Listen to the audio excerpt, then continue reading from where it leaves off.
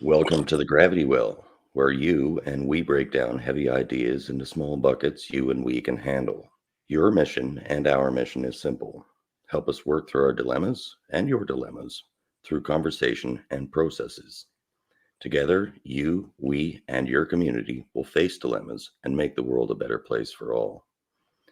In the spirit of truth, I acknowledge I'm a settler on stolen Blackfoot Treaty 7 territory and Métis District 5 and 6 lands. I take reconciliation by seeking the wisdom of elders and individuals who aim to restore water, air, land, life, or community. A healthy living relationship with the earth and each other is our guide. Great.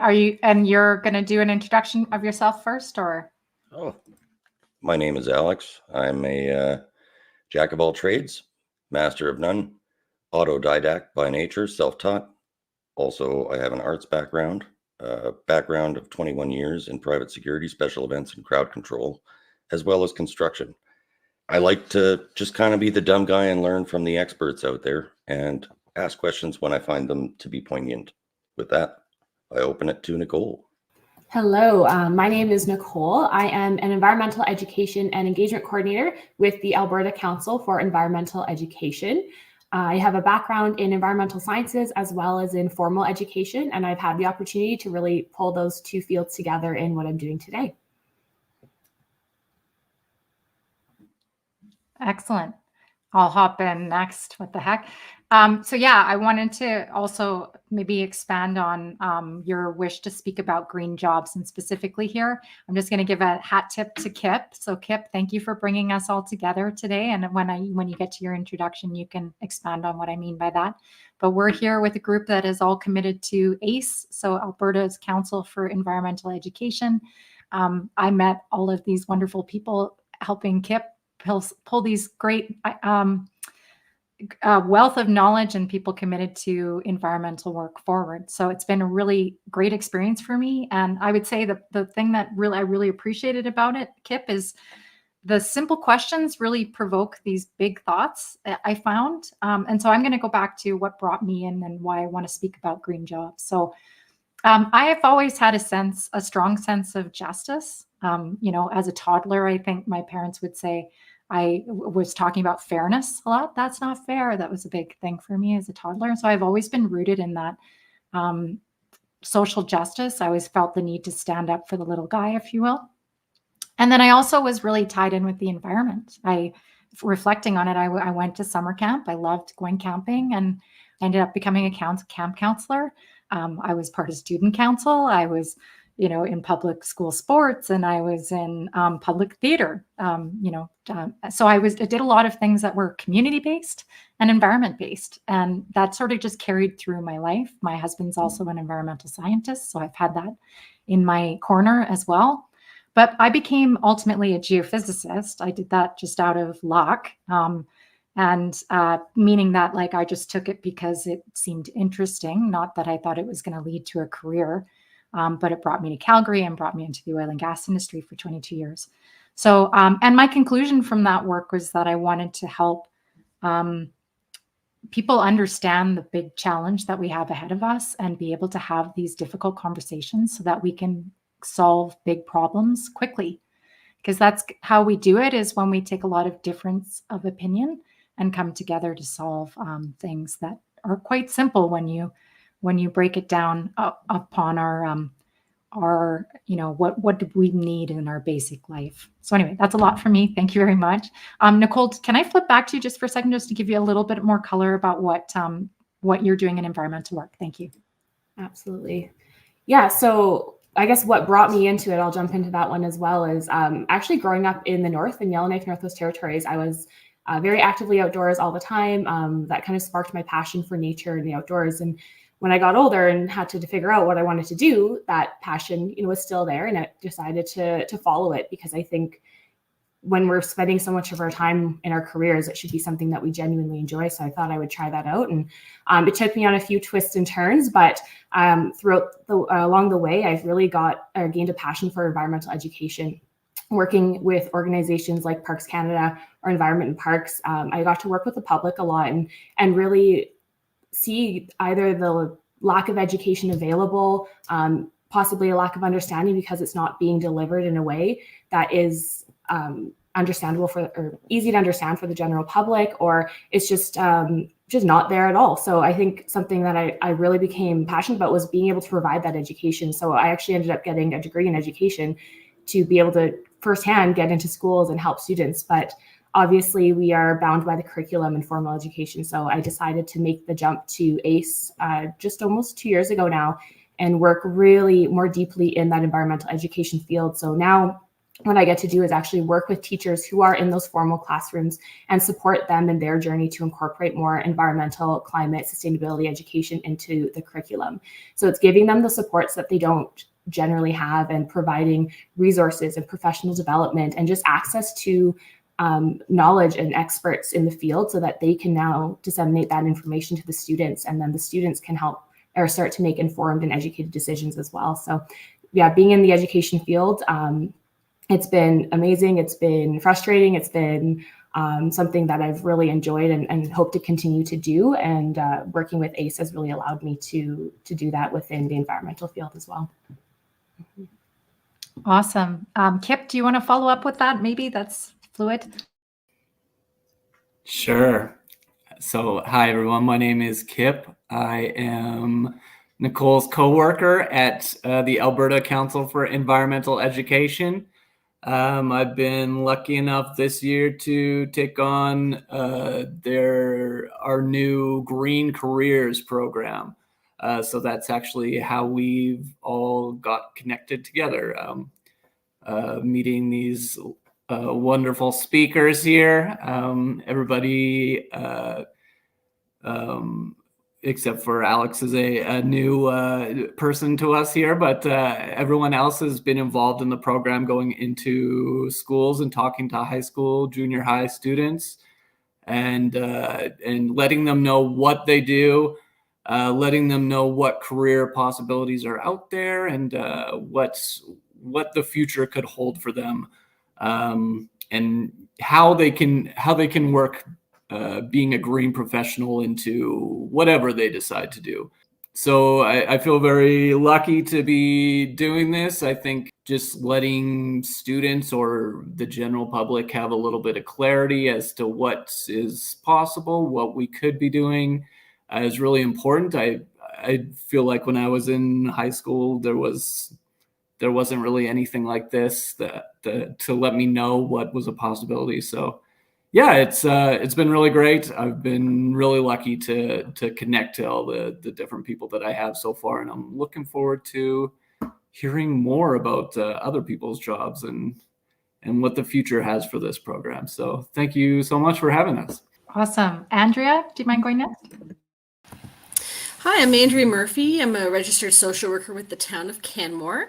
And what led me to this project or this team is I was doing some research with the Transformative Learning Education project with the University of Calgary. And it was a research project just on sustainability, resilience with communities when it comes to environmental disaster. And through that research, I did a few symposiums, presented research in different areas, and Kip had come by to see one of my presentations, and we chatted, and I was connected with the education that he was providing to some of the schools. So I got to speak to my research and speak to how a social worker ends up in an environmental career, which is not two things that people normally connect, and just learning from other people and seeing their perspectives as well. How about Lisa? Maybe we'll start with you, Jenny, as the host of the podcast here. What is the problem that you are looking to solve with what you're working on? Okay, yeah. So this is it. Like, that's what's interesting about this conversation in particular, is you guys are helping me do my work right now. So as I was saying, I was in the oil and gas industry, and the conclusion of my career. So I started as a geophysicist. I was working in development, and then I started to look at liability. I worked for a private company that we sold, and when we were selling, I started to look at how we were handing off potentially more cost going forward in terms of liability than what the production would offer. We can definitely hear you now, Lise. So I'll just finish my my comment and then we'll flip it back to you. I was in the industry, started looking at liability, realized that this problem was getting bigger. And so I kept gravitating towards that work. And so I ended up having 10 years of my career that were highly focused on liability. And so in 2022, I could feel that I wasn't, the alignment that I was having with the group I was working with, the company I was working with, was not there potentially. I was concerned about the environmental and social issues, concerns that I had. So I ended up taking a course, a complex decision-making course. And one of the questions that they asked in it, first of all, was what is the problem you're trying to solve? So what's your problem space? And so I thought, okay, it's an interdepartmental problem. No, it's an industry-wide problem. No, it includes the regulator. No, it includes the government. Oh my God, this is an everybody problem. So that was the first time, this was 2022 for me, that I had the epiphany that this isn't an energy transition. This is a social and environmental and economic transition. So I presented for my peers at the GEO convention in 2022. And my presentation was about land use. If we focus on land use and if we make sure that we're, looking at places that are highly contaminated, highly emitting, close to potential important water sources, if we focus on those things at scale, we can make a big difference quickly to really get ourselves back on track. And this all came from the land use laws that have been working through the system for the last decade. So that was my conclusion then, and it's still my conclusion now. And what I'm doing in this work and these conversations is we're trying to help people think differently, in the sense that we're asking these questions in a systematic way. So we're asking not the who, what, where, when, why, how, but the why, who, where, when, what, and how. So it's very deliberate that we're talking about things in that order. And each of these conversations, we're trying to get clearer and clearer for us and for the people watching to be able to have these conversations in a way that it becomes second nature, right? When we're talking about big issues, how do we work through a big issue together? So that's the work I'm trying to do. I hope that answered your question, Kip. That was great. Let's go on to Nicole. What do you see as the problem you are trying to solve through your work? Yay. Okay. Oh, this is a new streamer for me, so I wasn't used to it. I was expecting Zoom. So I am a retired principal. I'm a former school principal at elementary and junior high. I have a 32-year career in education. Also throughout that time, I was very concerned about the environment always. And I just have always loved nature, and I was a farm kid and growing up, and I just love looking after animals and caring about the world. And of course, being in education, you're concerned about the next generation. And I'm just more and more concerned that our environment is deteriorating to the point where we're at the closure of this epoch. And I'm old. I'm 67, older person, and I'm very concerned for my children, and my child and my grandchildren, and all of the next generation in the future. So that's why I'm really trying to do something that is small, but it's something that I can feel like I'm making a difference, because otherwise I feel like so many of us, we just feel so overwhelmed. There's so little that we can do. I do a lot of litter walking and collecting in my community. I've written to dozens and dozens and dozens of legislators and letters to the editor, etc., about environmental degradation, and it's a grave concern to me. So when I see those little bluebirds that come out of their box and they fly off into the future, I get a really feeling that we're actually able to do something to preserve a creature that would have been extinct because of man's unconcern about habitat loss for animals. So that's sort of my background story on so I put that together with the problem that I'm trying to solve, so that it kind of goes together, those two things. Nice. That was great. All right. Back to you, Nicole. Same question. What's the problem you're trying to solve with your work? Absolutely. So with ACE, and just I think me on my own personal journey as well, is just this absence of quality environmental education in our schools, as well as the absence of supports for educators to be able to confidently cover these topics in schools. Growing up in the North as well as in Alberta, I experienced the Alberta curriculum, and I never experienced environmental or climate or sustainability education. It was very not utilized in the curriculum. Teachers were not sure about how to talk about it. And now as an adult taking teacher training and going to the U of A for education, it wasn't talked about there as well. The only reason I have an understanding is because I took a degree in environmental sciences, or I educated myself, and I did the work to be able to understand the current issues that we face in this world. And I see that in schools that students aren't given that opportunity.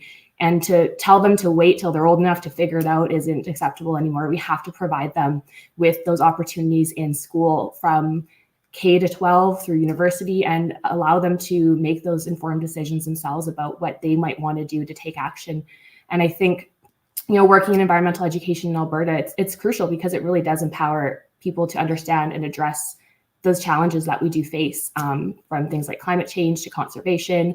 And it also fosters environmental literacy and stewardship in schools, which is something that ACE is really driven by, so that we can help the next generation gain the knowledge and the skills needed to protect the diverse ecosystems that we have, to create a sustainable future, because they are the future. Like, the youth want to have a world that they can be proud of and live in and enjoy. So we need to provide them with access to that information.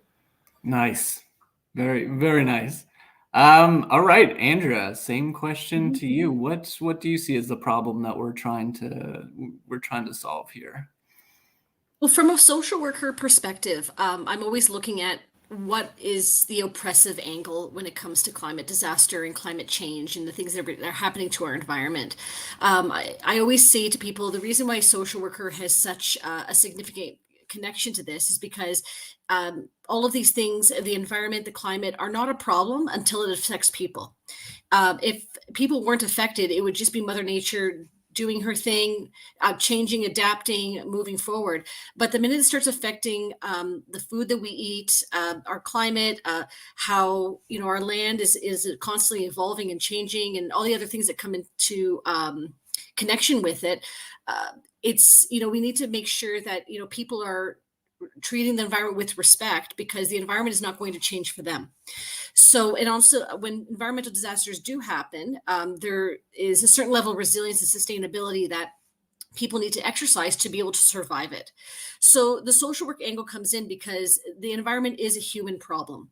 And that's, if we kind of look at it in that way, it just really allows us to all take that accountability hat and put it on and do our part to do it. So in regards to your question, I think what I'm going to do is just speak to the research that I did. And as the more environmental related emergencies on communities happen, the call for climate action becomes more imperative. Climate related emergencies have significant impact on our socioeconomic dimensions, our mental health, and the trauma that individuals and communities experience also affects their mental health and social services at the same time. So a community's ability to recover from an environmental emergency really is dependent on its ability to adapt to the disaster.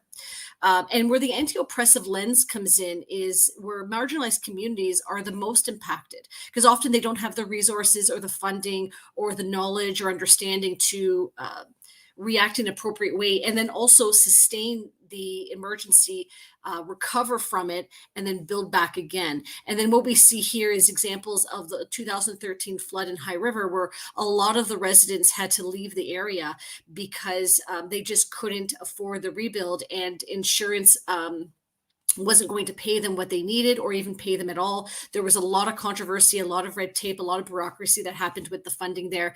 So they had to leave. They had to go somewhere else just because they couldn't afford it. Meanwhile, we see other communities like Cougar Creek in Canmore, Alberta, where there's significantly more money, more funding, and a lot of people were able to bounce back from that without an issue. So just because someone does not have a certain level of social economic status doesn't mean they have to be victims to all of this. So the aim of my research was to explore how social work practitioners can respond to environmental emergencies, how a community-based approach can strengthen a community's resilience, how social workers can strengthen their practice to be able to support their clients when they're in need. In this research, I explored community members' experiences during the 2013 Southern Alberta flood, specifically as my sample. And then I also took the concept of green social work, which was developed by Dr. Lena Dominelli, and understood its relationship with social justice and how it can transform power structures.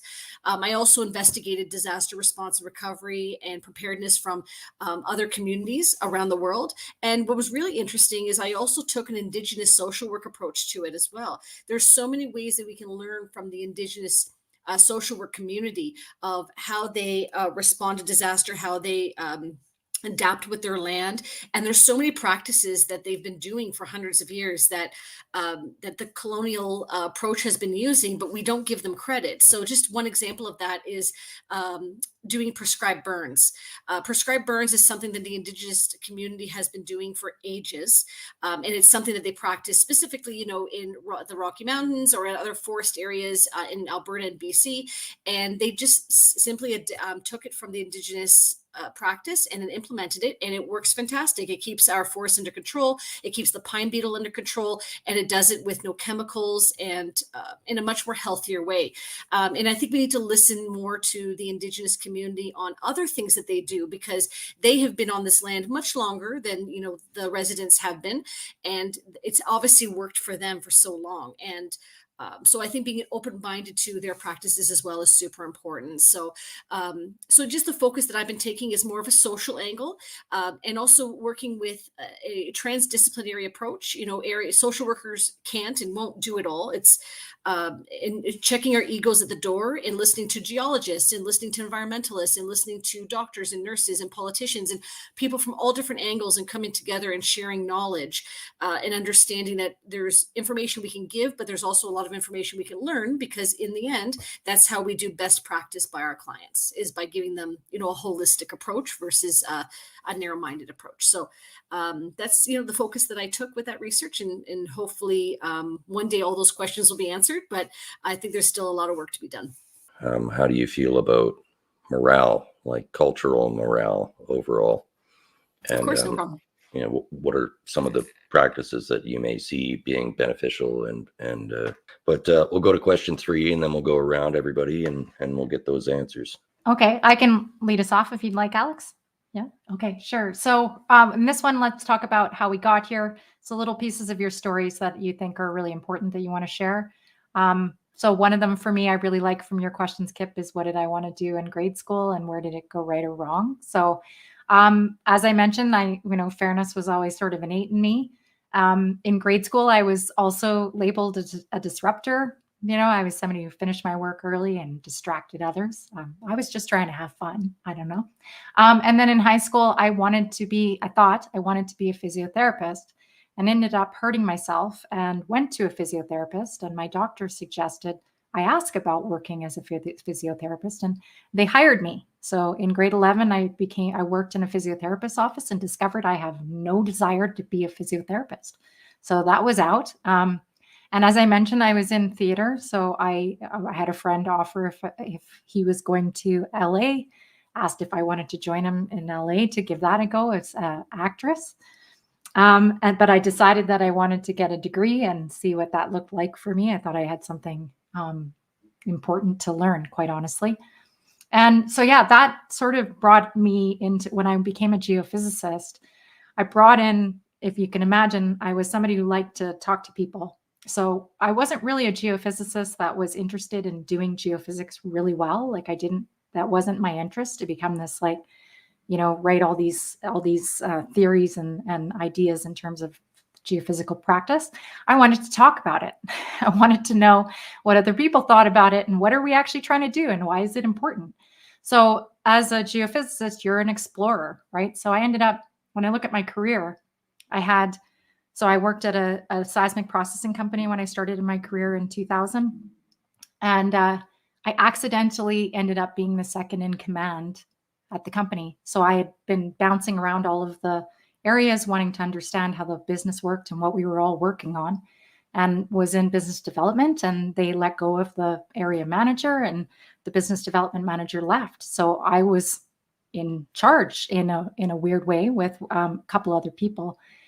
And so then when I had that opportunity to lead like that, it was really hard for me when I was told, well, you can't keep this role. We're going to replace you with somebody else with more experience. So I left and I started at Apache Canada. So from there, I worked on the 2 CO2 floods. So we now call that carbon capture and utilization and storage. Well, I saw it not work back in 2008, very clearly saw CO2 cycling and not really getting the production upticks that it promises. So, and then the last thing I did at Apache was I drilled the first horizontal well into shale gas, which we would now call an LNG resource play.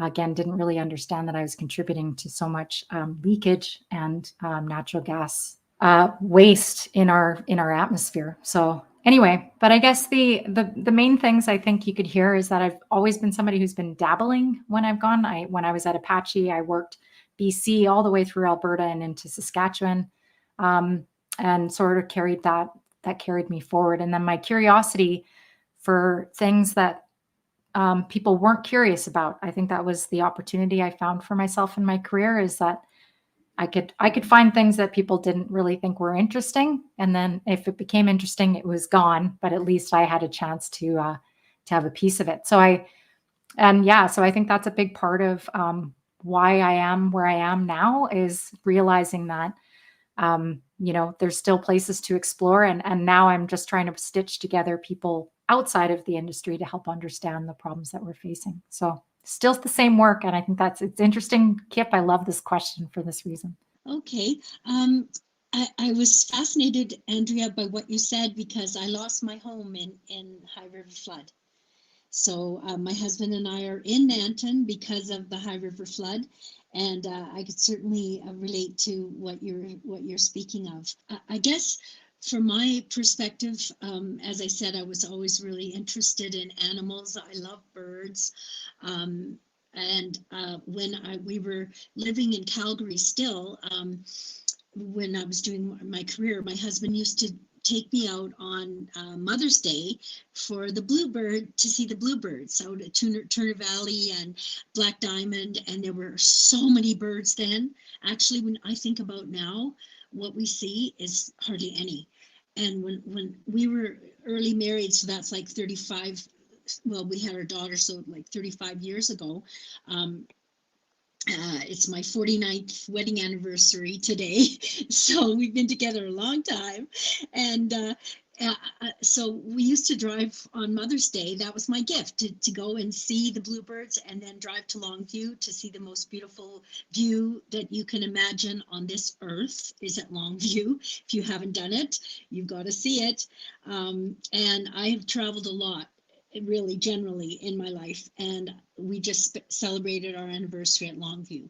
That Eastern Slopes is precious to our hearts, and I don't know why. I wasn't raised and born there. Born and raised there. We came to that later on, and I just can't get enough of those views and those slopes. And to me, it's just critical that we protect those Eastern Slopes. It's one of the most beautiful places, I believe, that's left on this earth. When you're standing there and looking, you've got to realize that has been there looking like that for 15,000 years. And for us to think that we're going to put a mine there and ruin everything, the water and everything, is just devastating to me. And we already are suffering in terms of habitat loss for the bluebirds and other animals that live in that area. And it's the open range ranching that has preserved that area. So I'm really committed to all of those aspects of preservation. The grasslands also are big as a carbon sink. So that is also critical to looking after our environment. And I think that if we do, as you have said so well, Jenny, we have to take a very, very big picture approach. It has to be from every single angle, because that is what, like Dr. Neil Tyson deGrasse says, if it was just one thing that was going wrong, we wouldn't be in the mess we're in, but it's a cascade of every single thing that's hitting us all at once from every direction. And that's how we are going to solve it, by hitting it from every direction as well. Came to this from a young child with that passion, and still have it today. Why don't you go next, Nicole? Is that okay? Awesome. Yeah.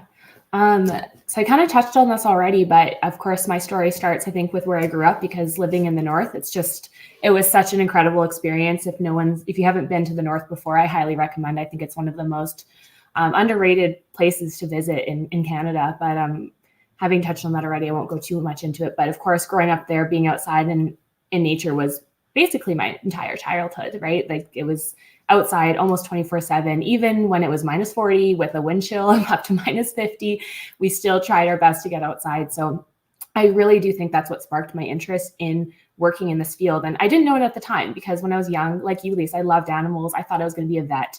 And then I realized, oh no, I can't handle that. That's too much. And then I thought I would be an architect. And I realized it wasn't quite what I thought it was going to be. And it wasn't until I took high school biology that it really kind of clicked for me. Taking those units on environmental sciences, learning about ecosystems and populations. And it's a very small unit. Having taught it myself, I realized a lot of teachers teach it in a very short amount of time, but that's all it took for me to really realize, like, I think this is what I want to do. Kind of making that connection to my experiences of really growing up outside and in nature, and wanting to, yes, like you, Lisa, as well, protect our ecosystems and protect our wildlife. So after I figured that out, I applied to the U of A to take a degree in environmental and conservation sciences. I put all my eggs in one basket, and that's literally the only thing I applied to. And I'm like, this is what's happening. I was lucky that I was able to get in, and it was honestly one of the best decisions I ever made, because it's really what has led me to where I am today now, over 10 years later. The coursework was really new and exciting for me, because it's, again, not something I learned in school. It wasn't touched on through K to 12. There was a lot of opportunities in different fields within the environmental sector that I didn't know about. A lot of people, you hear about environmental sciences and you really think like, oh, biologist or land reclamation, and that's it. Or maybe you work with water, air. It's just very specifically those topics, but there's so much diversity within it. And after exploring a lot of these options through working in the field with Parks Canada, I worked in a lab with environment and parks. I worked as an educator with Riverwatch. I really realized that education was my passion within that field. Although I thoroughly enjoyed being outside for most of my job with parks, it was one of the best jobs I ever worked. I realized that education, I think, was really where I belonged. I worked really well with people, and I realized that in order to make the difference that I felt like I wanted to make, I think education was the way to go, because every time I talked to a person through my jobs and I saw that excitement and that passion in them to learn more, it really made me excited about it. So I pursued my after degree in secondary education, which of course is more formal education. I was the first person to take a major in natural resources at the U of A, which also shows how little it is touched on in our education system right now. Once I did that, I ended up becoming a formal teacher, which is not at all what I saw for my life when I was 18 and applying to my first degree. I never once said, I'm going to be a teacher. That was not on my radar, but I absolutely loved it. Working with students, directly working with other passionate educators was really an incredible experience for me, and I miss it all the time, although I'm very happy where I am right now. Because now, like I said earlier, I have the chance to really bring my experience in the environmental field and in formal education together to pursue something I'm really passionate about, which is environmental education. And I know my journey took some unexpected turns, but it ultimately led me to where I am. And I always joke when people ask me, like, I've changed careers 3 times by the time I was 30, and that's okay. So all I can say is really, like, what I did is trusted my gut and followed my interest to find something that I'm passionate about. And that it's okay to change careers or take alternative education at whatever age that looks like. But there's really no one right way to go about a green career. Anything can be a green career. Anything can be turned into a green career if that's what you're passionate about. So I think I've been really lucky in that I've had a lot of things go right for me along my journey. Some people might look at it and say like, oh, you were only here for this many years and then this many years. But ultimately it's like I think you said, Jenny, just trying to get a little taste and experience everything. And really, I think it's led me to where I am now. And I know this isn't the end of the road for me either. Like I'm not going to end here where I am. I think there's still so much more out there to do and experience. And I'm just really excited to see where my current career will take me. And I'll end it there, I think. Perfect. Yeah, Andrea, go ahead and finish this round off. Well, my career in my education journey, did not end up where I was, thinking it was going to from the start. When I left high school, I was in chemical engineering, and quickly after I loved the in-class coursework, but being out in the field, it was just.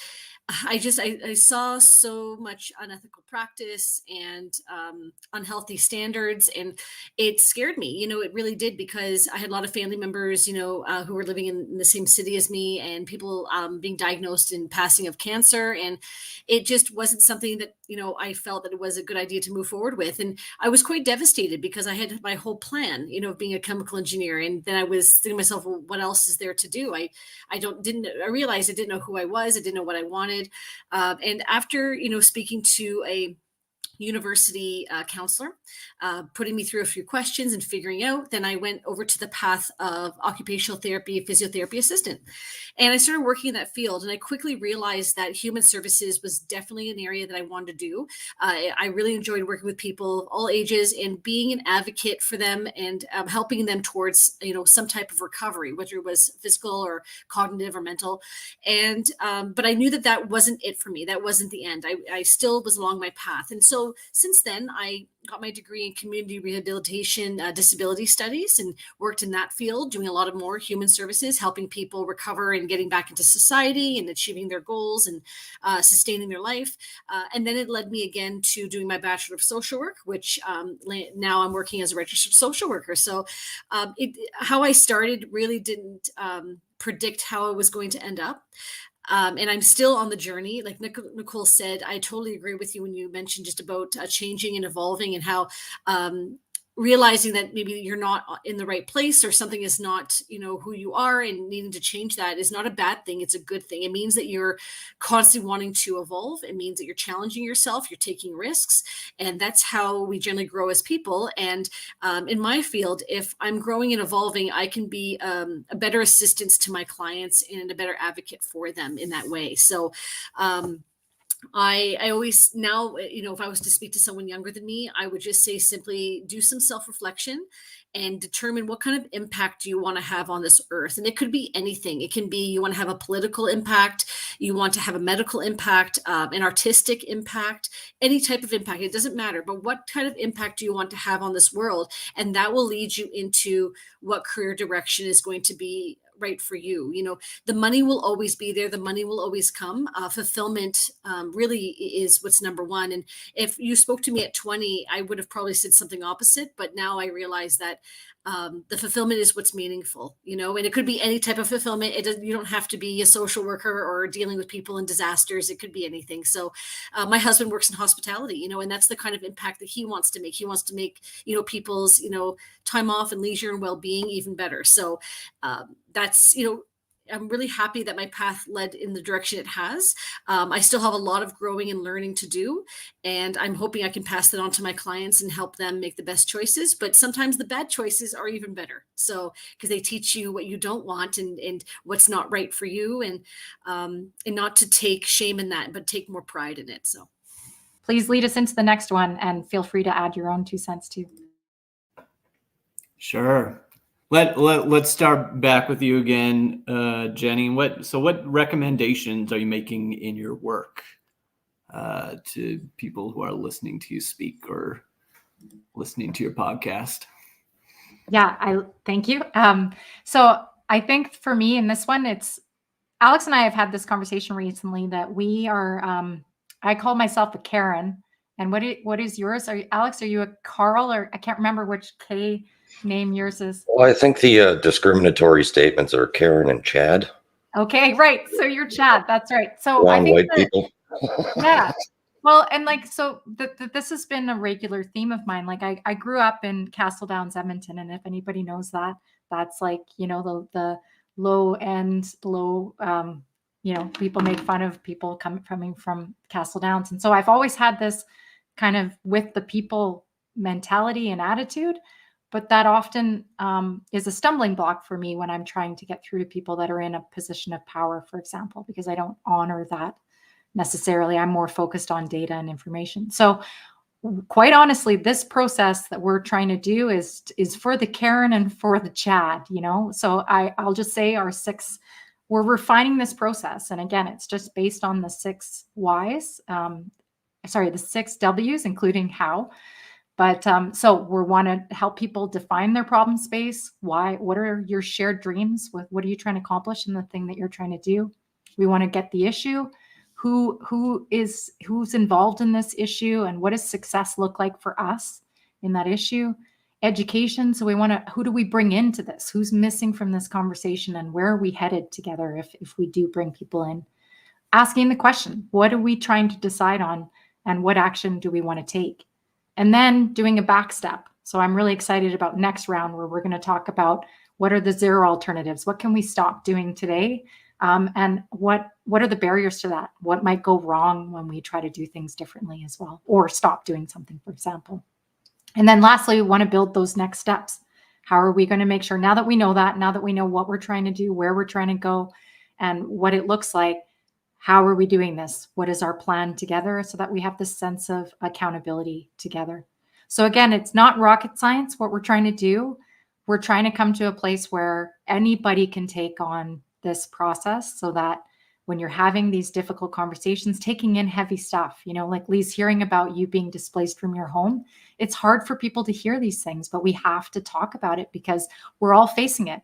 It could happen to me tomorrow, right? So I think that's why it's so important for us to be able to have these conversations in a way that isn't so foreign to us. That's my hope for this work. Thank you, Kip. Let's go down the line here. And Nicole, what suggestions are you making through your work? Yeah, I think the recommendations that I'm making through my work with the Alberta Council for Environmental Education really just reflects my deep passion for empowering people and communities through environmental literacy and environmental education. I really truly believe that by integrating environmental education into every aspect of the curriculum, not just where it is obviously included in subjects like science or social, but really across the board in things like fine art, in things like phys ed and math. So just across the curriculum, that we can equip our students with the knowledge and the skills needed to address the pressing environmental challenges of our time. Eco-anxiety is at an all-time high with our youth right now, and our adults, with everyone really, but we're really seeing it in schools and with youth. And they're kind of at a standstill a lot of the time, where they want to make a change and they want to make a difference, but they don't know how.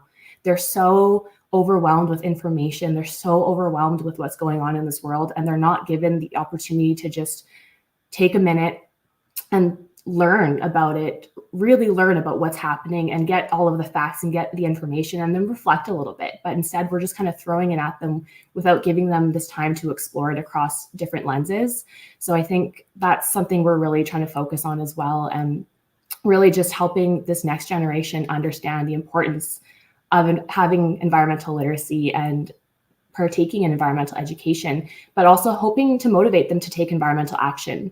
We have an amazing youth group within our organization that is doing just this, and they're overcoming these barriers and these challenges to take action, and they're completing action projects within their school. And it's really, really cool to see youth taking charge and taking the lead. And all it took from us was really just gathering them and giving them a space to feel comfortable to talk about it and have these difficult conversations, like you said, Jenny, and feel confident to be able to move forward with the information that they're given.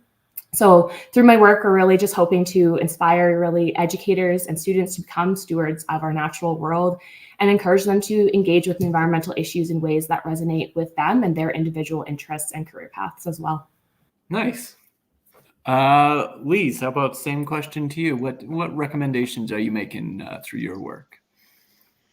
Okay, well, maybe I'll just also share a little bit that what our group does is at the end of the season, every monitor who wishes to include their data, so you can sort of just have a glance at a data page, and this we all fill out a data sheet, and then it can be, not everyone participates, but we get about information in about 5,000 boxes in our area.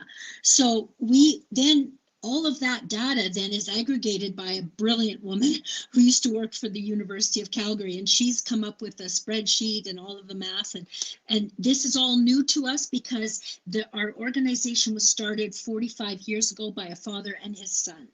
So this is what I tell the kids about when I've had the opportunity to speak with ACE, is this was two people, a father and his son. And the dad said, there are no bluebirds. There used to be a lot more bluebirds.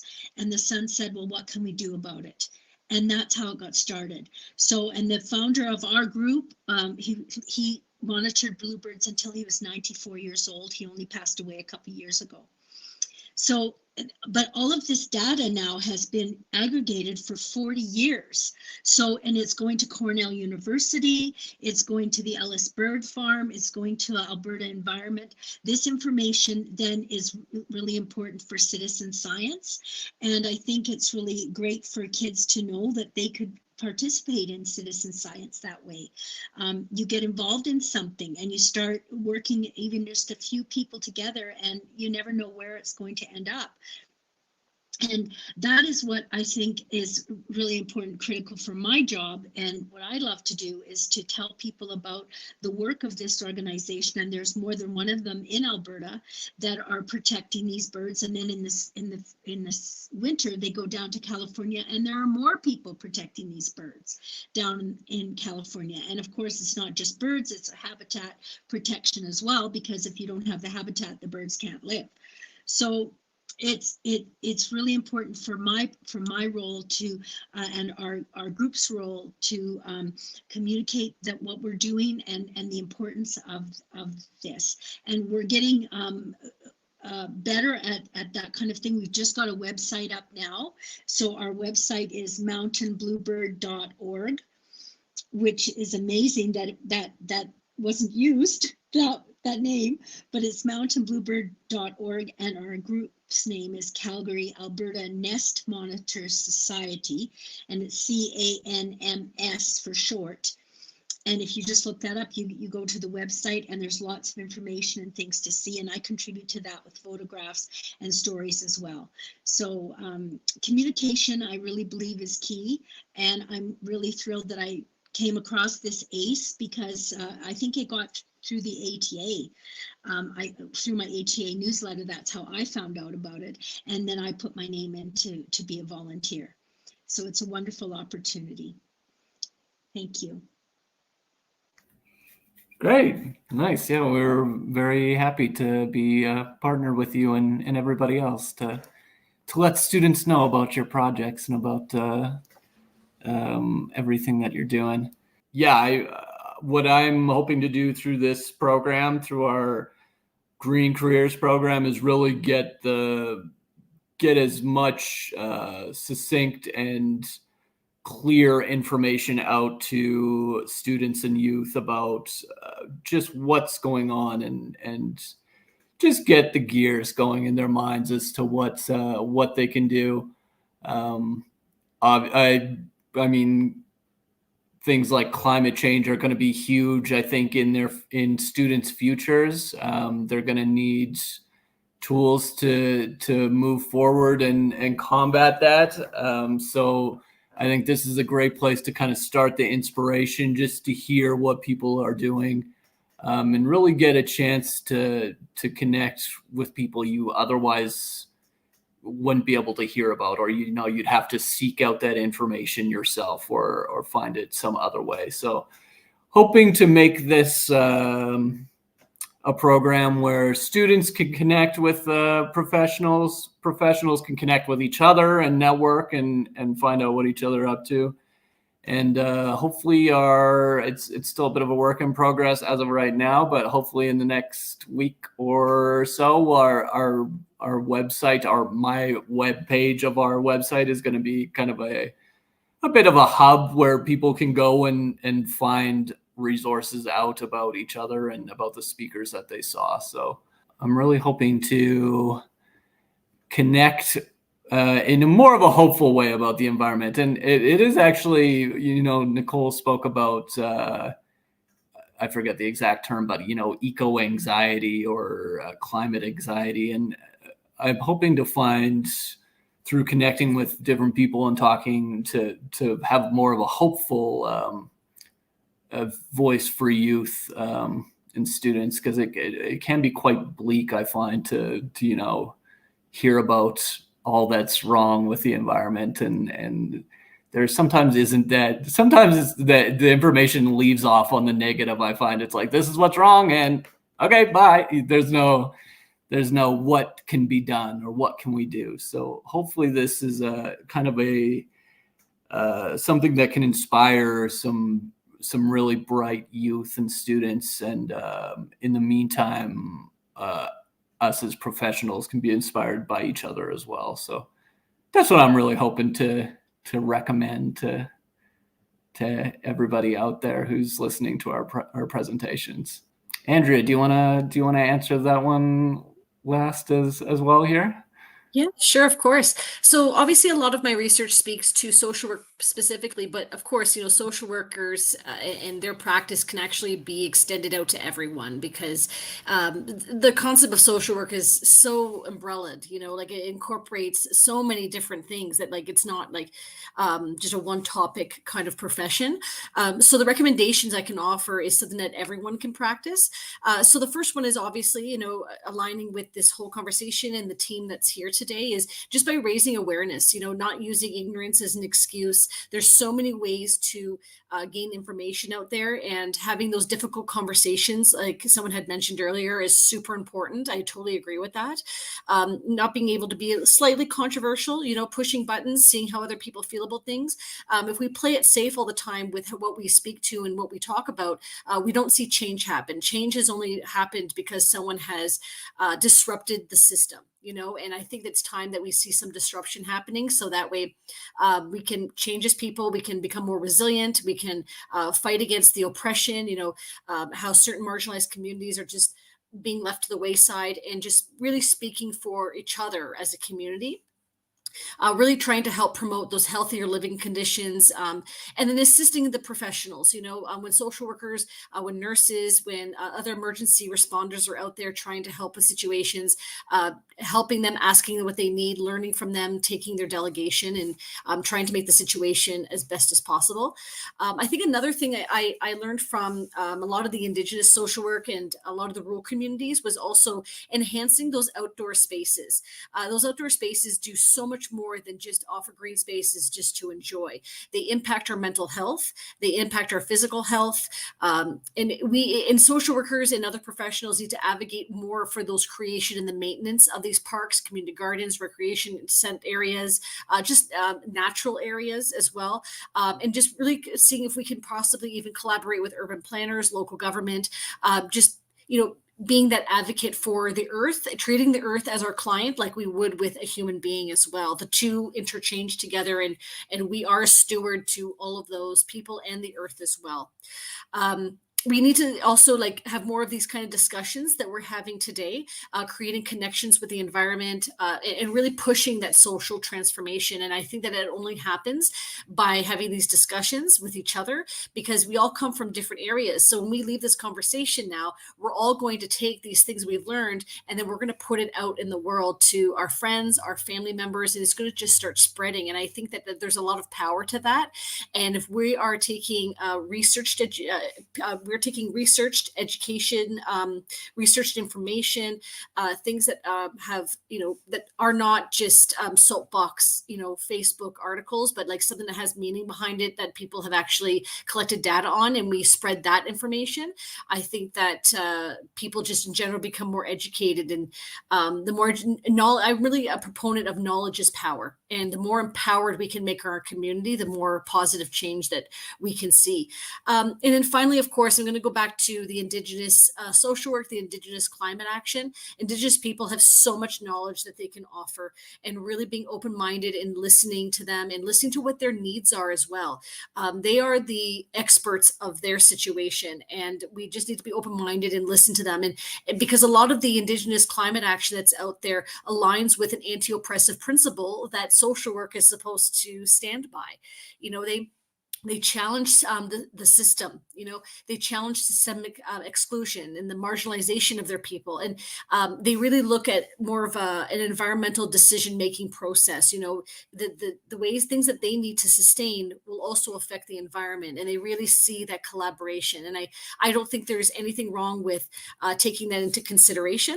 I think that there's so much things that they can teach us, and just being more open-minded and giving them credit for how much history their people have, because I also think that the more credit and platform we can give them, the more we can reconcile and connect with them, and they can offer us so much information on what we can do better. Because really, that's what it is. It's what can we do better? How can we be better? And so it's a lot, but I think that that's taking little bits of that, and especially putting that into our schools as young people and making it part of how they learn and how they express themselves.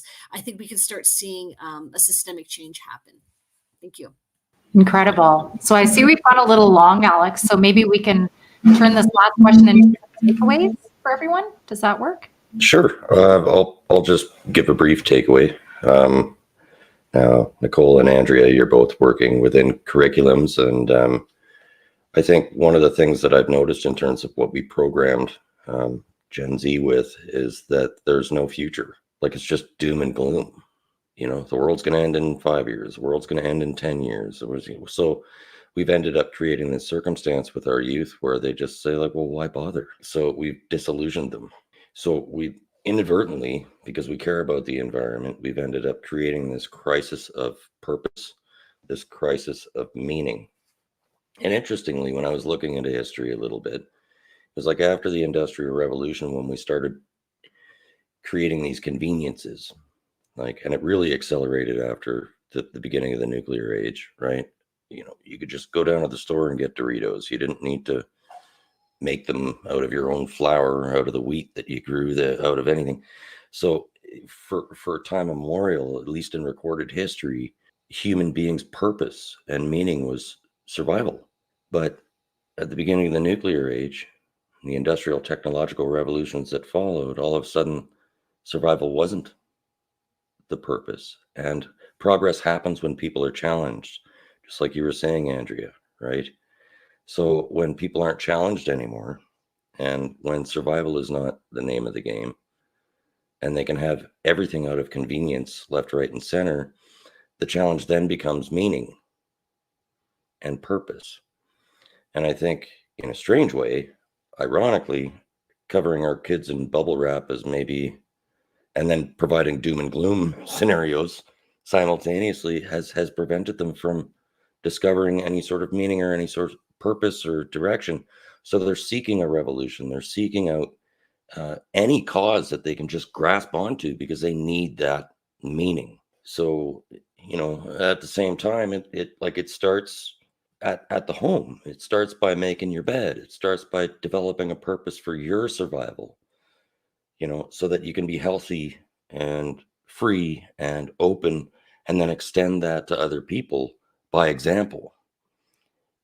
So I think maybe my theory is, based on your contributions so far, it would be to inject meaning back into people's lives and emphasize just how important that actually is.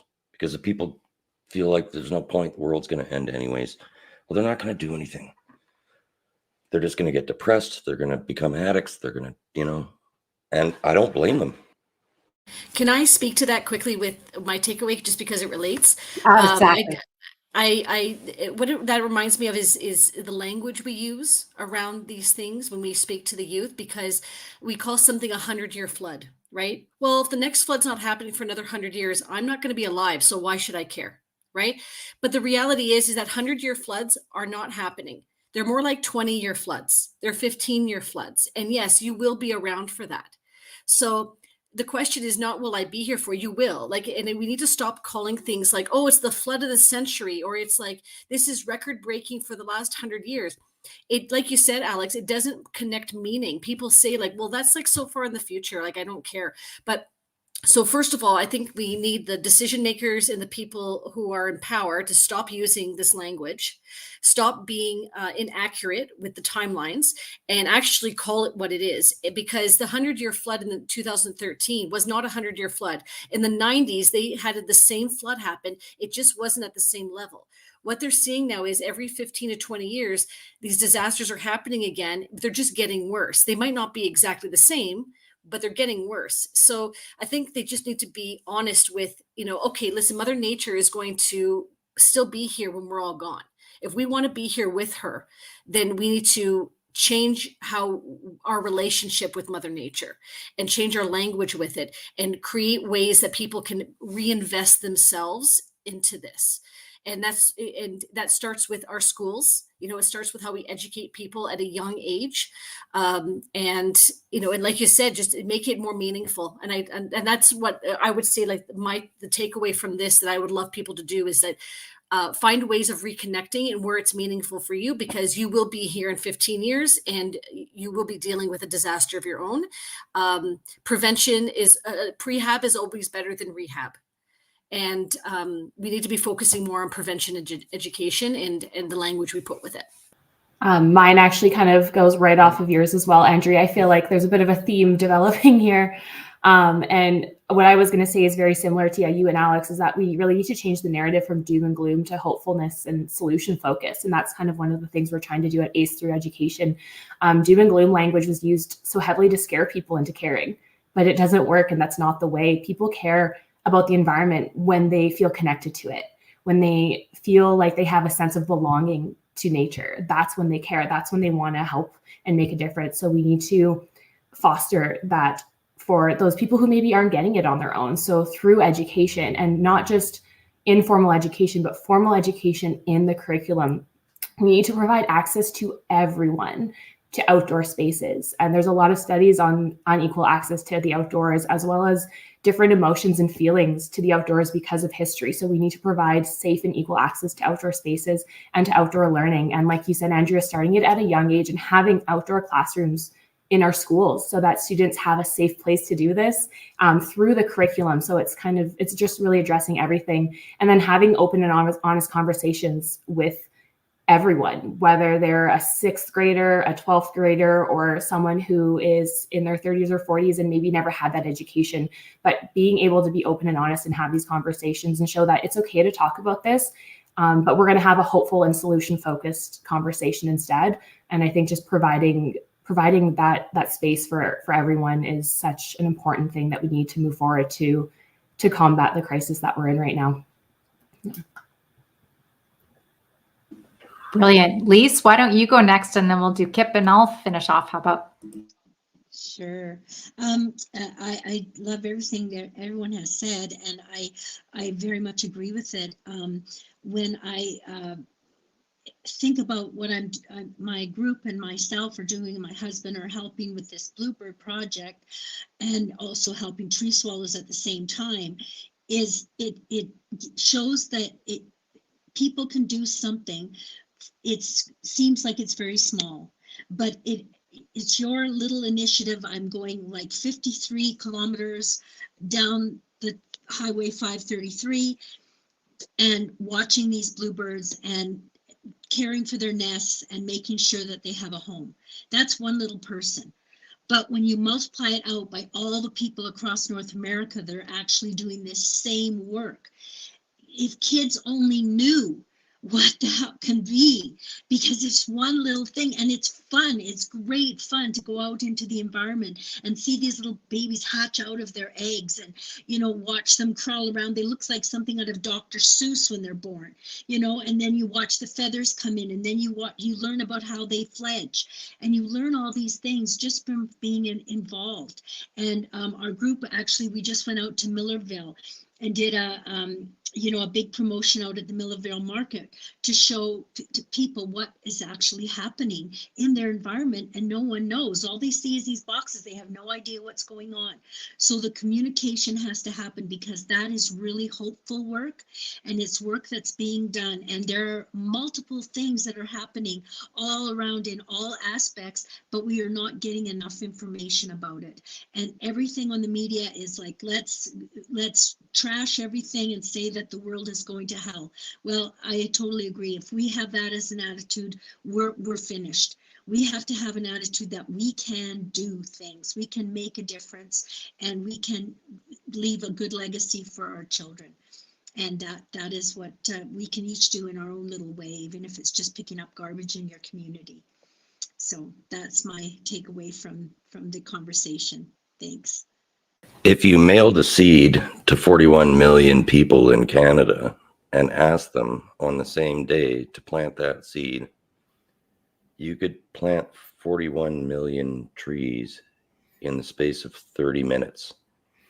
So when I see a politician, won't mention his name, say that he wants to plant 2 billion trees in 8 years, I say, mail a seed out to everybody in Canada for 6 months, and there's your 2 billion trees.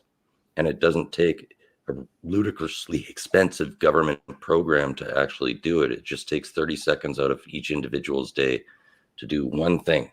That's it. That's volumetrics. And that's low-tech solutions.